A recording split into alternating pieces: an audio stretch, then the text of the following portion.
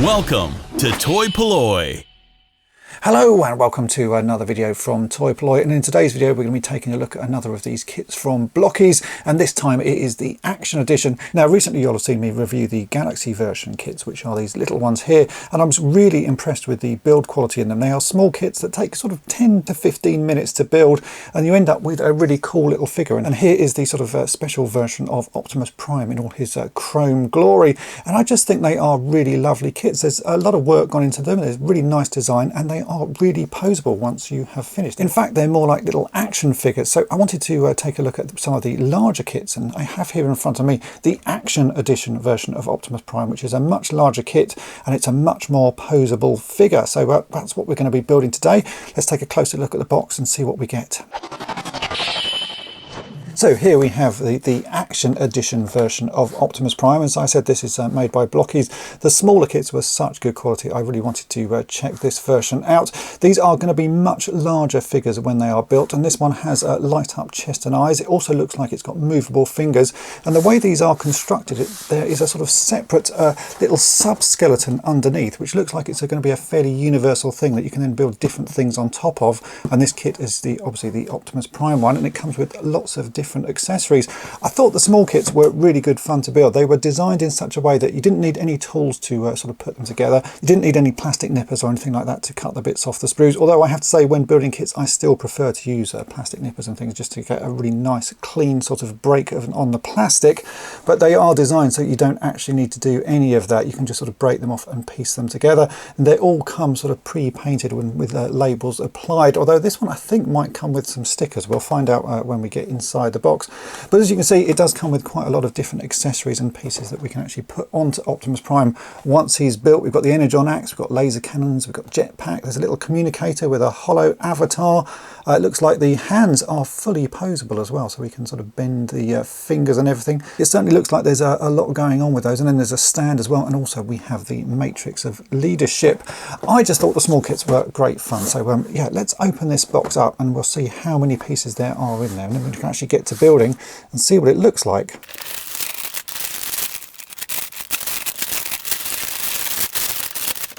Okay, so as you can see, there's a whole load of pieces in that box. It's really packed full, and a complete instruction manual, which I can see says for 14 plus, so it's certainly a different age range than the smaller figures, and it looks pretty complicated. There's a whole load of stages to go through to get this Optimus Prime built, and we've got another little instruction manual here, which is for the lights and how you activate those, and I can actually see that piece here. It looks like there's a little bit there with the light in and some batteries, and then we have a magnet here, which is how you actually switch it on and off. Some of the smaller versions that I showed in my previous video had a light feature, and you just sort of had to tap the figures to activate the light. This, we've got this little Autobot block, so that's going to be quite interesting. There are also stickers as well. I saw one of these packs here, you can see, has some extra stickers on it, which look very G1 in style, so I'm really sort of looking forward to getting this all put together. Really, all we can do now is actually get building.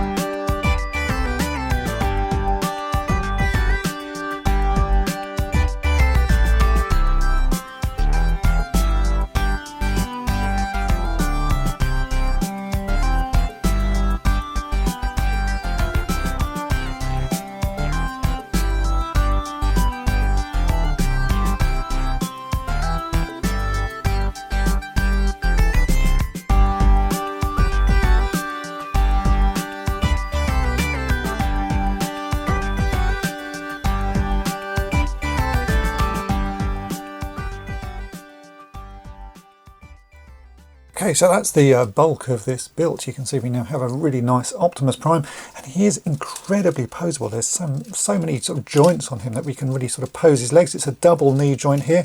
All of his arms are posed. He's even got little fingers that you can open and close, and I think he's looking really nice. But there is one extra bit that I haven't put on yet, and that is some stickers. As you can see, this is him built without any stickers, and he does have a fair amount of detailing on him. But in the packet are these, and this is a set of stickers to make him look more like a G1 original Optimus Prime. So we've got some Autobot logos, we've got some bits to go on his knees and some bits to go on his feet, and then there's also these little details here which go on some accessories that we have here. We've got a little computer terminal that will fit on the side of his arm there.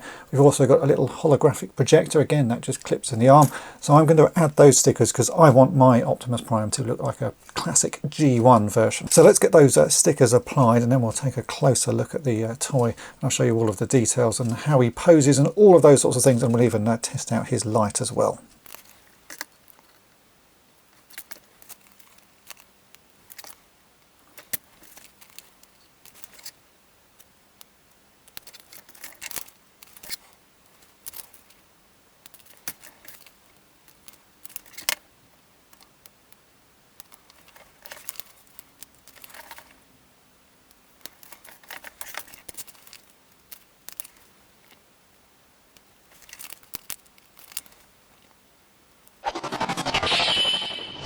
And so here is the kit all finished with those stickers applied, and I think the stickers just give it that final little sort of G1 look. It makes it look much more like the original toy that I remember playing with, because you've got this nice little chrome sticker details, and I think the end result is absolutely fantastic. The kit itself took about 2 hours to build. It's complicated but not too complicated. It's just a nice amount of work, and with each stage you build a different limb, and in the end you can sort of put it all together as the complete figure, and this is what you end up with. It is really very poseable. If I take it off this stand here, you can see that we can move the legs. They rotate all the way back. We've got this double knee joint, so we can really pose those legs. They do rotate forwards.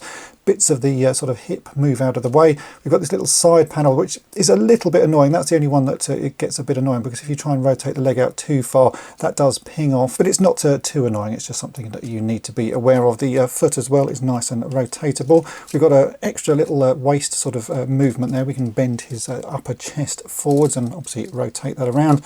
And then the arms are very poseable as well. These rotate in all sorts of directions. We've got an extra sort of pivot on the elbow there. And then the hands have these 3 fingers joined together. We've got the little index finger that you can move around, and the thumb that moves around. There is actually alternate index fingers for both hands. You can see on this one I've got the sort of extended index finger put in place. And there's also a different version of the eyes. At the moment I have the blue version of the eyes in. There's also a different face sculpt we can swap on. And the eyes are great because there is a light inside it, and if I take this little emblem off of the display stand, this has a magnet in it, and this activates the light in here. So all I've got to do is press this onto the chest and the eyes will light up. You can't see it particularly clearly here, but if I show you a shot with my filming light switched off, you can see how bright those eyes light up. And then to switch the light off, all you do is get the emblem again and touch it on, and the magnet activates the switch off. It really is very clever, and as you can see here, we can open the chest as well, and inside is the matrix of leadership. The set itself does also come with some accessories, which you can see here. So we have this jetpack which you can swap onto the back. You just need to remove this back panel, which is easier said than done. A lot of these pieces clip together incredibly well, so I will show you a cutaway shot of that done. You might need a knife or something just to prise that off. We also have the Energon axe, which should swap into his hand here. His hand will come off pretty easily. We can just remove the gun, and then the hand just pops out, and we can swap in the Energon axe like that. So he's now got the Energon axe.